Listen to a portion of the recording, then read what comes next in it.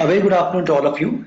This is Ashwini Kumar Kota here, and on behalf of my company Excel Pro, I welcome you all to this webinar today on 5 hidden costs in corporate e-learning and ways to minimize them. To begin with, I'll just take a minute to introduce my organization to you. As I mentioned a little while ago, this is Ashwini Kumar Kota here. I started this company, that's Excel Pro Training Solutions, in 2011, and our main focus is corporate e-learning. So we do a lot of e-learning work in terms of L1, L2, L3, gamified, a lot of stuff. But our complete focus is on corporate learning, organizational learning. We are currently based in Bangalore in India, and we deliver e-learning solutions to clients globally, which means we got clients across the globe, across languages, across organizations, and it's a wonderful experience to have this kind of a business today.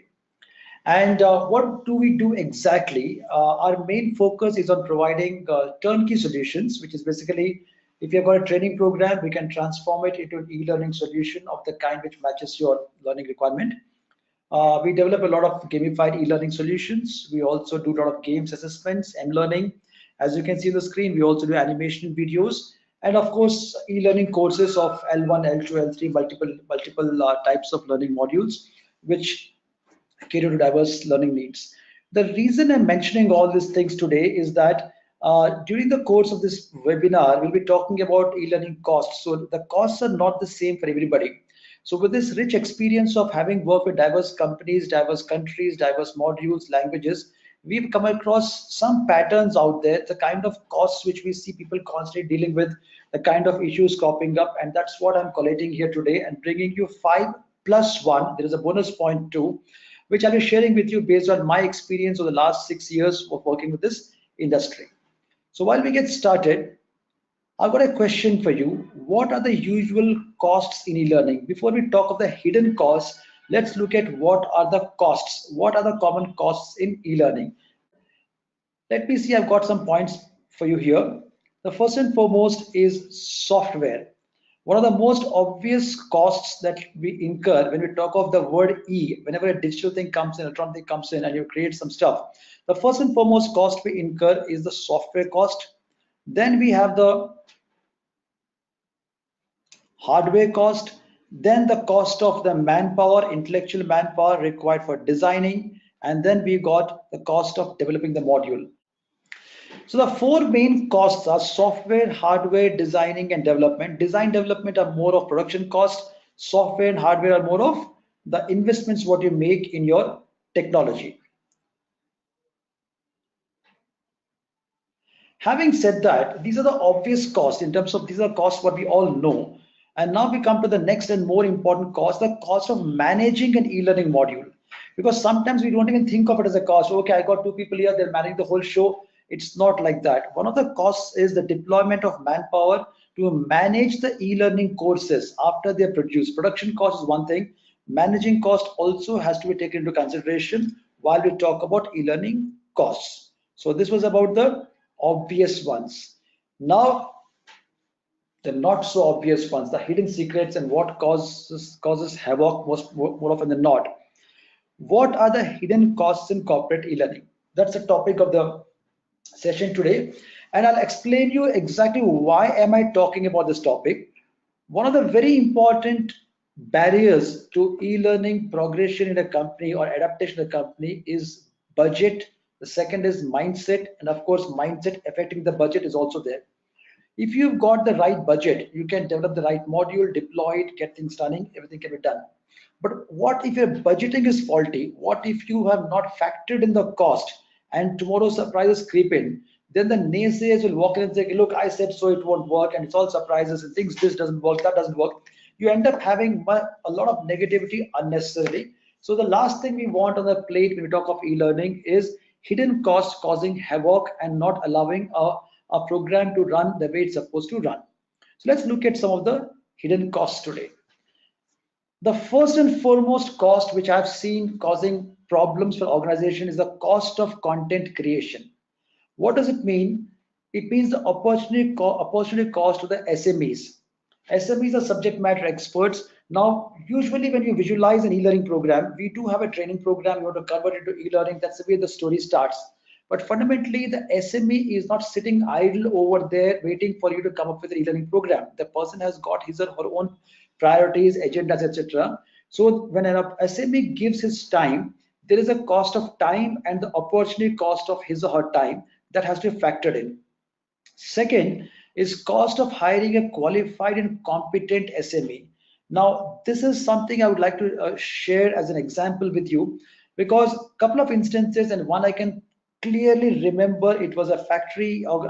It's a factory of an organization, and we were called to develop a model on safety. You know, safety is a very important topic for factories, and the SME who was deployed for the job was somebody who joined the company a couple of years back and did not have the adequate experience. He was called a safety officer.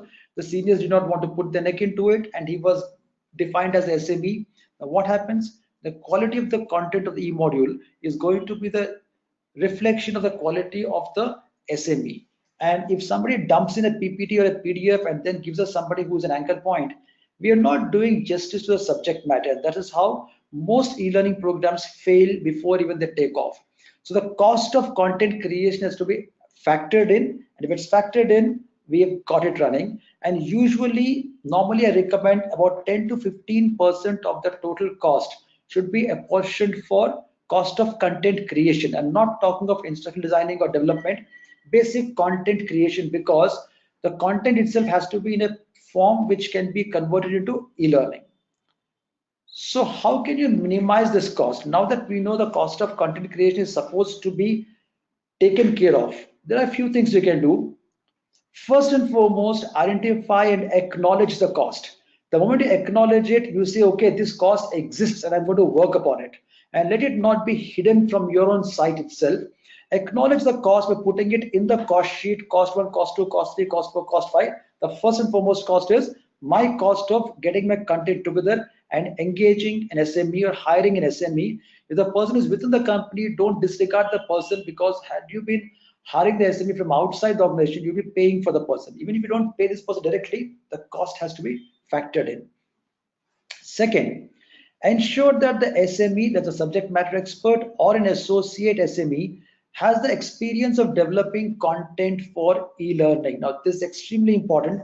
Not every subject matter expert, at least in some of the countries like ours, is aware of how this content is going to look or come out in e-learning. I've had instances where somebody brought me a 10-day program of a technical subject and said, okay, this is how I run a 10-day program. And I was given a mandate to convert it into 2 hours of e-learning, and we did not know where to begin because it doesn't work like that. And the SME says, look, this is the content, do whatever you want. And we don't need the SME to tell us this is the content, do whatever we want.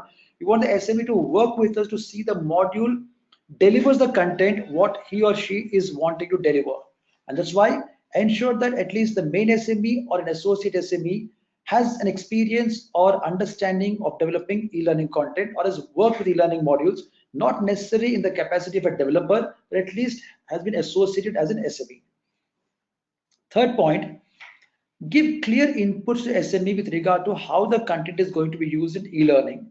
There have been many instances where a particular user department rolls out the development of a program, an e-learning program, and the concerned SME is roped in the last minute after everything has been finalized, and we are told, okay, this is the SME, take the content from him and then get going. We get going, but the SME is trying to get his bearings right in terms of what am I supposed to do here, what am I supposed to give you. Now there you see there is the play of opportunity cost and the cost of good quality work not coming in, all because we did not identify and acknowledge the cost of the SME. So this is something extremely important. Well begun is half done, but if you don't begin it right, there's no question of doing something good. It will be a total disaster. And that's exactly one of the reasons why some e-learning modules don't take off well as far as the content is concerned. Few more points on that.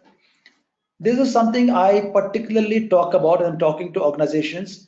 Engage SMEs. Sometimes in some companies you've got multiple SMEs, but engage the people who are excited about e-learning and not those who are insecure about it. Now, why is it a cost? Because the cost of a bad module goes into all these things. So if an SME is insecure that the e-module is going to take off from his bread and butter, is not going to be a trainer anymore, etc., we've got a different problem running. A person who's excited about giving life to his content and saying, look, this content should look good, the person works with you to bring his content into your world. And the last point in this topic is ensure that your instructional designers and the SMEs are the same wavelength. Many times what happens, the instructional designers are too deep into, okay, give me any content, I'll transform it. And the SME is in his own world in terms of, okay, I'm dumping content onto you. And both are not the same wavelength.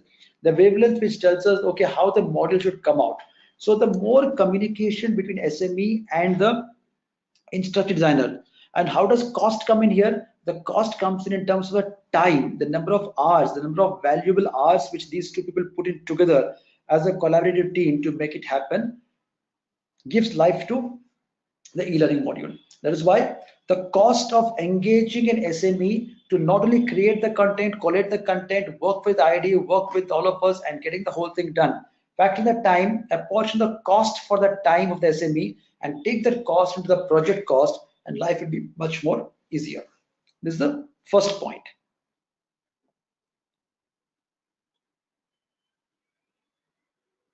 All right. The second point is software upgrades. Some of you mentioned about technology. Yes, software is something which probably we cannot do without today, because there's software all around us. Our mobile phones have softwares, our TVs have softwares. There's software everywhere. So when it comes to e-learning, usually software is bound to be a part of e-learning, and there are two things. One is the authoring tool, and second is the LMS. Authoring tools are tools you use to create the modules. LMSs are the platforms on which you go and host the modules. These two softwares are actually meant to make our lives easier. A good authoring tool helps us to create some fantastic modules. A good LMS allows us to deploy the module and manage it pretty well and ensure the learning is happening. But every software comes with its lifespan for two reasons. One, by itself, software gets obsolete. Two, most technology in e-learning is mapped onto the global technological development in terms of which way the websites are going, the mobiles are going, the technology is going. So every couple of years, you'll see a lot of upgrades coming in, and some of the upgrades are useful upgrades, but some upgrades make the past versions obsolete. And this is something we see in almost all softwares. Those of you who are using the Microsoft Office, we know there was something like XP sometime back, and before that Windows 95, 97, 98, a host of things were there. And then accordingly we had some Office files, we had this doc files, then the docx came, and there came a day when the previous Word files could not be opened, and the new Word files, a new one could not open previous ones. There's a lot of things which happened. The best and sensible thing was when a new update or upgrade comes in, just upgrade before you become obsolete. That's the funda we follow in our normal lives. When it comes to tools and LMSs here, if you don't factor in the cost of upgrade, it's a disaster, because the upgrade happens faster than you think. Like today, suppose I go and pick up a tool and I feel, okay, I bought my tool, it is safe for a few years, I'll learn it to do some modules, etc. But probably in a year and a half, an upgrade might come in, which might actually cannibalize this tool or bring in some features which are important, or there might be a compatibility issue. It's going to be complicated. And coupled with that, today we are going to the model of SaaS, the software as a service. So many softwares which were earlier packaged softwares are going into the SaaS model or a cloud-based model. So be wary of the software upgrades. What you need to do, you just need to apportion the cost of upgrades in some way so that it doesn't come as a shocker to you. So how do you minimize this cost? You can't avoid this cost. Minimize the cost. The one way to minimize this cost is to plan for a shorter lifespan of the e-module. When you create an e-module, now this is a question some clients ask me sometimes. Okay, if I buy this module today, how long can it run? I said you can run as long as it runs on a computer. But the point is the content might get obsolete, the technology might get obsolete, and eventually you might have to upgrade. So better play safe. It's like asking somebody, I'm going to buy a laptop, so how long can they run? So it's a weird question, because the hardware might be alive, but the technology might become obsolete. So my usual recommendation is don't plan for a lifespan of an e-module beyond 3 years. Plan for a couple of years and see that you're upgrading the files to the latest technology or latest content, and so everything is good, and you have factored in the cost of upgradation into your budgets. Second thing, a word of caution, which is a serious caution, is avoid using software which are getting obsolete, even if the price looks lucrative. Now, a classic case here is if you look at some of the modules which are made in Flash a few years back. Just about 3 years ago, I had a client who was saying, look, all my models done in Flash. So I want everything done in Flash. And we were giving him a caution like, look, Flash is not a great idea today. But he was saying, no, as a policy, we got everything in Flash and they wanted Flash. So we gave them Flash. All the models are in Flash. And Flash is .swf files. But within a year, the surprise started because they started giving tabs to their employees, and now the SWF files don't run on tabs. It became a Herculean thing.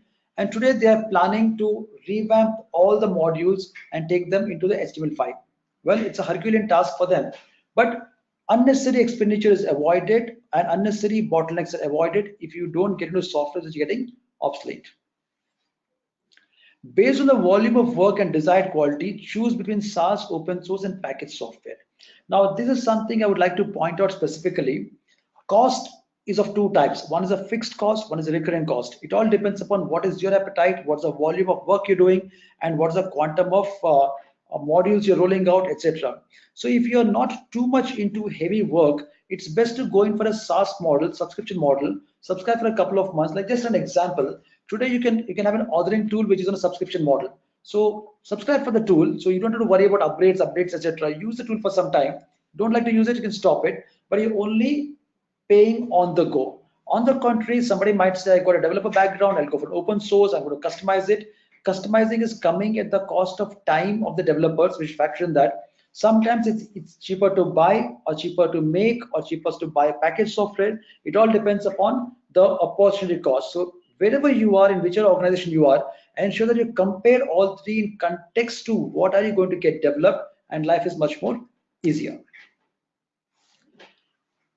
The third point for the day, which is one of the most critical points in this session, one of the most, of course, is modifications and changes post deployment. Now, usually when a model is rolled out, everybody's happy. Okay, great, my course has come live, everything is good. I'm looking good on my resume, my KRS look good, my boss is happy, all is fine, great. But after a few weeks or usually a few months of the model being developed and deployed, sometimes changes come in. So when changes come in, it costs. So if you're not prepared for the changes, you're stuck with a module with no budget for corrections. So you can neither use the module nor you can make the corrections, and it can become complicated. So one of the important costs is cost of content replacement. The content might change. The content could be names of people, could be your location, could be businesses. Be prepared for change of content. It can be risky. Cost of content addition. If you're not replacing it, some new things have come in. You might have to add the content. Cost of localization. Now, this is a classic example because recently, about a year back, I had an experience where an organization was going in for e-learning for the first time, and they were very particular about doing a very nice job. We did a good job for them. The content was given. The L&D manager was in charge. He was totally supportive, and everything went on very well. All is good till the rollout. When the module got rolled out, it was a shocker for them because they actually got the entire module developed in English. It was an Indian accent, Indian accent English. Everything was fine. But their sales teams are stationed across the country, and some of them are in remote areas, and they speak English. They speak English, but limited English, and they were not able to relate or comprehend with the content the way it was going, and they're finding it little off mark, and they were not able to connect with the English module. Why? Because all the training programs they were having till then were not in English, but were in Hinglish. The combination of Hindi and English, a sudden switch, suddenly I'm being asked to learn through technology and English is coming, it is a bit of a dampener. So what had to be done? They came back with the input. They decided to go in for localization, and they got the module localized to 4 languages, Hindi and 3 other regional languages. After localization, everything went like clockwork. Things were very good. People were happy. They could relate to it. All is great. But the cost of localization was not factored into the initial budget. Luckily for them, their budgeting was a little easier and they had the funds for it, and life was smooth. Had it not been the case, it was a tough situation where you got something created and not prepared for localization. That was an accidental case, but even otherwise, one has to be prepared for localization, especially in a country like ours, where not everybody speaks the same language. So, how do you minimize the cost?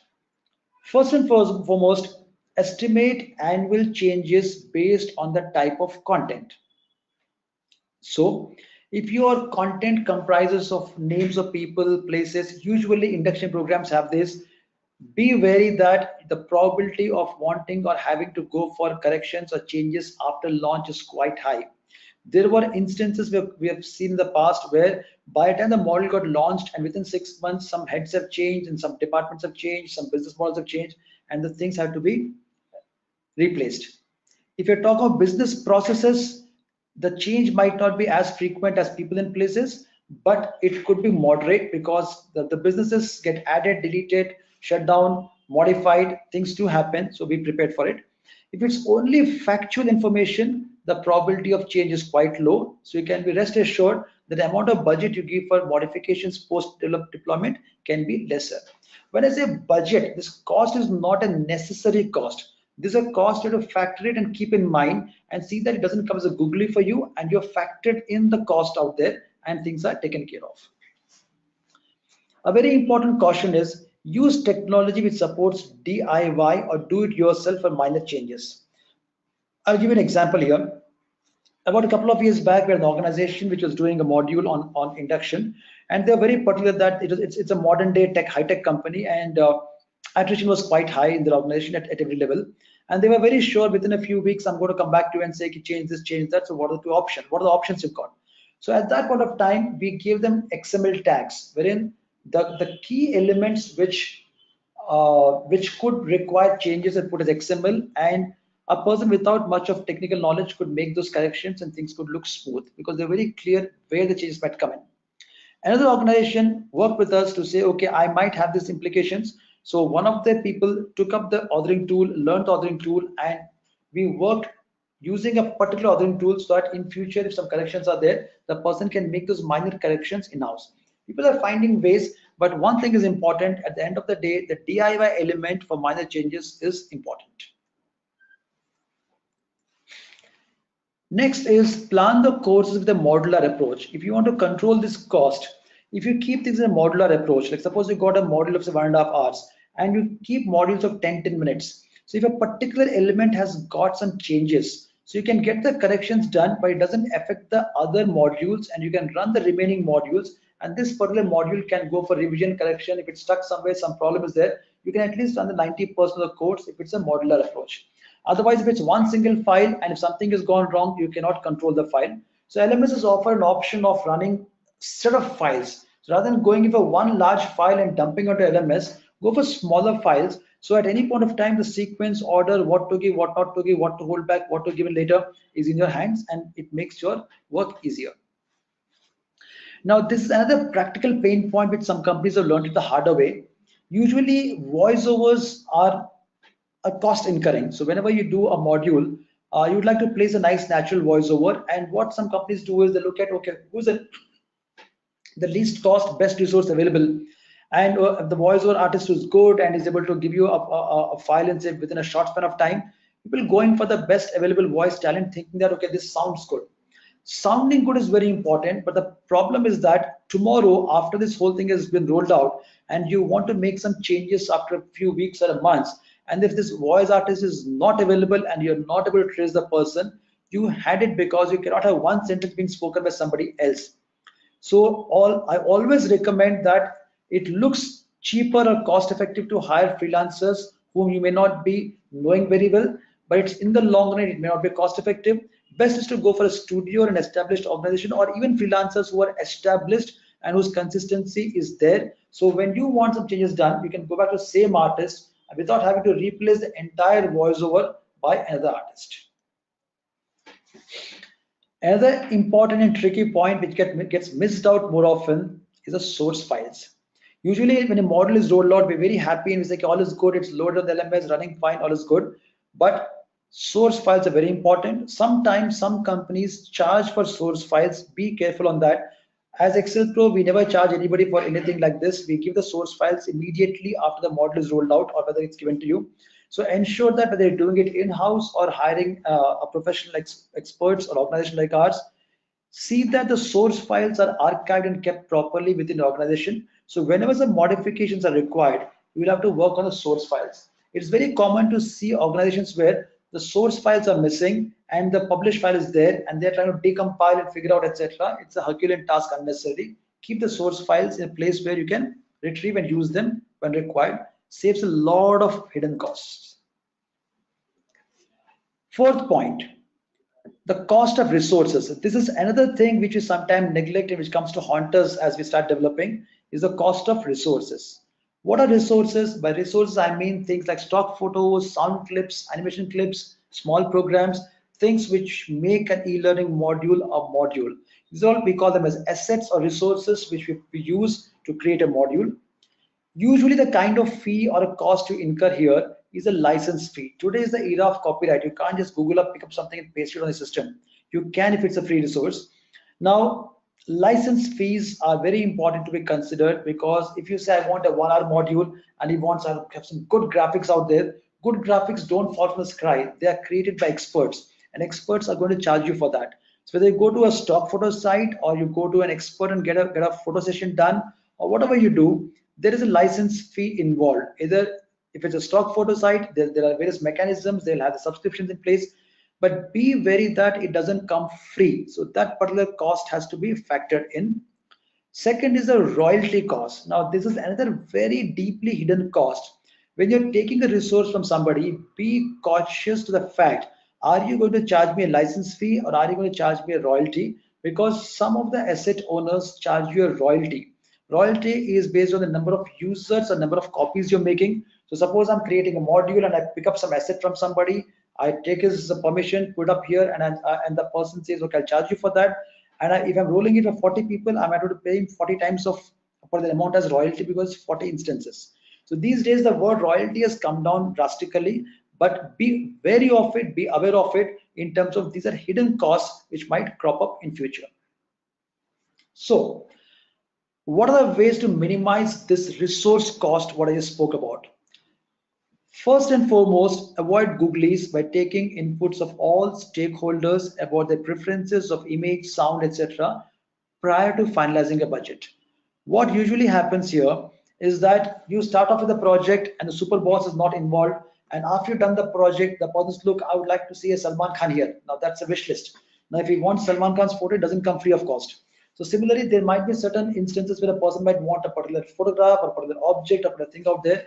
Any such wish list is better kept in the beginning, so costs are a portion for that. Otherwise, at the end of it, going and trying to purchase them will lead to additional budgets.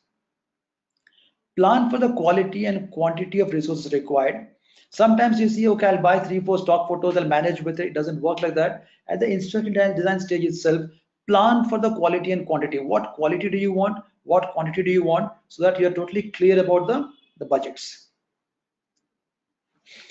While I've spoken about royalties and stuff like that in terms of licensing fees, the internet is full of a lot of free stuff. The free stuff, like all free things in the world, is dumped all over. You need to have the eye for detail to pick it up. So use free resources that are readily available. Like for example, you go to a few sites which are offering you free stock photos, take a look at them. Something is useful, you can pick it up from there. You can modify them, work with them, do whatever you can to reduce the cost. Now, you have to be clear. Do I have to plan for the budget? Do I have to live within the means? If you live within the budget, then these resources will help you. If you can plan for a budget, planning helps you to procure them at a later date. As I mentioned, you can use them directly or with minor customizations to suit your need. You can procure subscriptions of stock photo sites. Sometimes rather than buying one stock photo, it's easier to take a subscription through which you get a bunch of stock photos, which can be used to address the requirements of your multiple modules. So if you know how many learning courses you could roll out, this makes your life much more easier. And a very important thing, this one of my clients learned it the real harder way. We were talking to the L&D department of a particular organization, which was into, again, technology space. And we were asked to make a module. We spoke to them, started the project, and we had given the estimates. And one of the primary criteria over there was they were going to purchase stock photos and give it to us. So we showed them the stock photos, they liked them, they procured them, paid the money, got the stock photos, gave it to us, the work was done. In the end, when all things got rolled out, they realized that their marketing department or some other department had the subscription for stock photos and they were not aware of it. So interdepartmental communication gaps can cause havoc. So ask, it always helps. So if you're looking at stock photos or looking at some animations or looking at any of this resources, sound clips, there's a high possibility that one of your other departments has subscribed to a particular asset base or particular library from which you can, as an organization, since it's a company which is tied up with them, you can pick up those stock photos and use them effectively without having to respend on something for which your company is already spent for. Now, the next point of the day is internal marketing cost. Now, this might come as a surprise to many of you because some of you might be even thinking, okay, what is this? Where does marketing come in? Marketing comes in because e-learning modules or courses are rolled out usually, but they need to be marketed. The people out there need to be communicated, need to be energized, need to be made curious about what you're bringing in for a module or a course to be effective. So, e-learning courses will work very well if marketed internally, and some of you have rolled out courses. You know that if you announce a course, it goes say about up to 20 subscribe 20 people who are logging in. But if you create a curiosity, send some teasers, do some communication, build up the buzz, make some noise, and launch a course and energize it, the number of people who are logging in, taking a look at it, going through the course and participating and making sense of e-learning completely goes higher. The curiosity needs to be induced in the potential learners, as I just mentioned, and this is an opportunity cost rather than the real cost. It's an opportunity cost which is rarely measured because if you're too busy rolling out a module, you're not focusing on the effectiveness. For something to be effective, you're supposed to market it. So at least about 15-20% of the actual cost, if it is kept for marketing, internal marketing, which would be like promoting it through your emails or putting it on your HRIS or sending some WhatsApps, depending upon the company culture and policies. You need to see that the people are tuned in before they actually log in. And by tuning in, they actually get more value rather than just being told, okay, here is the course, go sign in. And if you don't complete it by the next 30 days, so and so things will happen to you. Those days are gone. Today, it's good to energize people. So if you're doing it, great, and it comes at a cost. If you're not doing it, the cost of not doing it, the damage, if you actually calculate, it might be sky high. So to avoid the opportunity cost of not marketing something internally, add the cost of marketing these models internally, and that little cost, if you incur it, will give you a lot of returns. So how to minimize this cost? First is have clear goals in mind for completion rate, success rate, etc. Usually we are so busy rolling out, we keep forgetting that it is not rolling out that's important. Rolling out is like press the start button. It is the completion rate, success rate, and how much of learning has happened. You have to focus on that. Have a calendar in mind. Suppose I roll out a course today. So the first week, how many people do I expect to log in? How many enrollments I'm expecting? How many people coming to go through the course? How much of completion? Second week, how much of completion? What kind of boosters do I give in? Be prepared and planned with that. Plan targeted activities before the launch and during the active period of the course. As I just mentioned a little while ago, you should know what activities, small, simple activities, what you need to do to see that your course is running smoothly and the people are engaging with it. I've done some webinars in the past where I mentioned about these things, and in the next coming year, I'm going to do some more on internal marketing of e-learning courses. I'm going to share some more ideas with you. Today is not the day or a topic for that, so I'll skip it for now. But if you need some thoughts on that, feel free to ping me or mail me. I'll surely help you out with those. And always ensure that you got something good for people at the end. So simple and effective rewards and recognition with leaderboards go a long way. Even if you don't do a complex campaign, put a leaderboard and do some good simple rewards. Just a signed certificate by the MD does wonders. And you need not spend heavily on that, but that message goes strongly and people appreciate it. And I've seen many companies where these kind of gestures have taken them a long way. So this is how you minimize the cost of internal marketing. I spoke about 5 hidden costs, and now I'm talking about the big or the biggest hidden cost. So while I've spoken the 5 hidden costs, any idea what is the big hidden cost, which is the 6th hidden cost I'm going to speak about, 5 plus 1? Any thoughts on that? I'm going to give you 10 seconds. If any thought crosses your mind, please type it in the text box quickly. Let me see if it's the same page, or am I going to give you a googly now?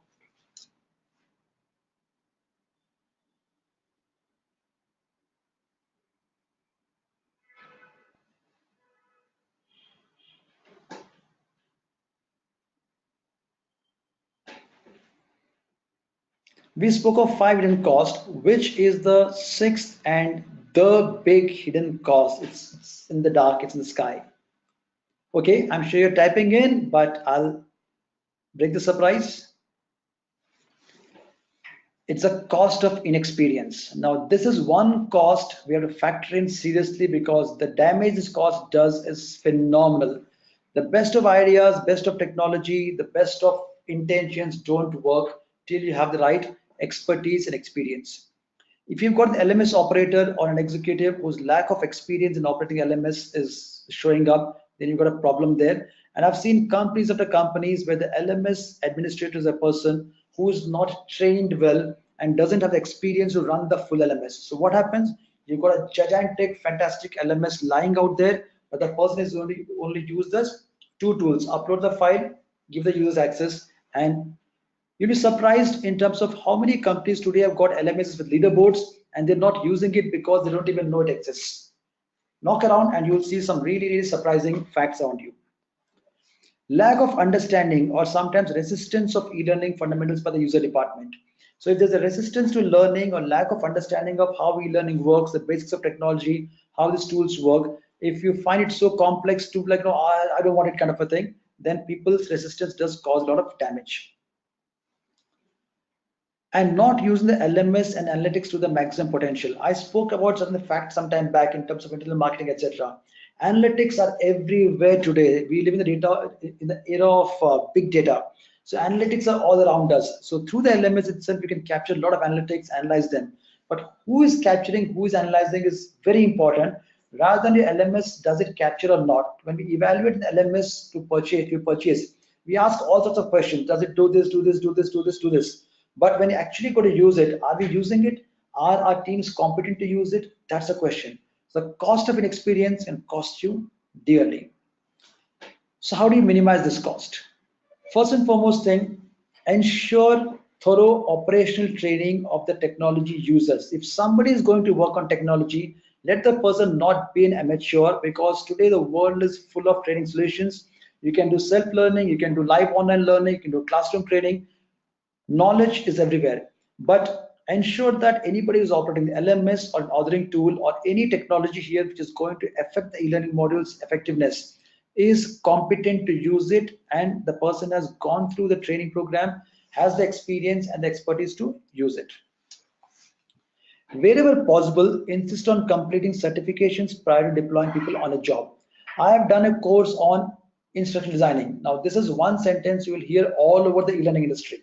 Then you go and ask, okay, which course have you done and what is the validity of this course? Then minds go blank, faces go blank, because doing a course is like I walked in and took up something kind of a thing. No. Wherever certifications are available, I'm sure not everything can be certified, but any skill which can be certified, it's always good to go in for certification. It helps. And apart from completing, focus on consistent updating of qualifications and certifications, because a certification today is only as good as the technology today. So tomorrow, after 3 years and technology upgrades and the certification does not upgrade, so what good is a person for me who knows Flash CS3 today when I've gone into Adobe Animate, and the person may or may not use it, might figure out I don't take chances, I might as well upgrade the person by putting him in a course with the latest technology so the person does justice to it.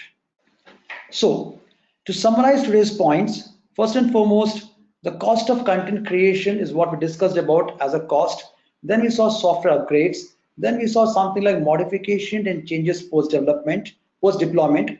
We saw cost of resources. We saw internal marketing cost. And finally, apart from the 5 of these costs, the most dangerous cost we saw is the cost of inexperience. Some of these costs, all the costs can be minimized or controlled as long as you got the orientation for it and you're recognizing the existence of the cost or the opportunity cost.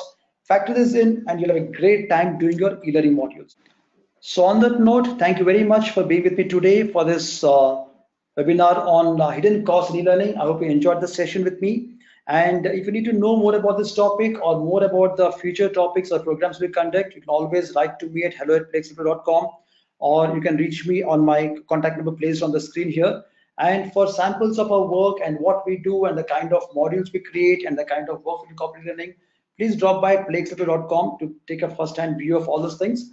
And if you would like to be updated about the next webinars, this year, this is the last webinar, And the next webinar will be next year. We do a webinar every week, and you can always mark us a mail. We'll keep a mail ID and update you about the webinars as we connect them. So on that note, have a Merry Christmas and wish you a very happy New Year. Thank you.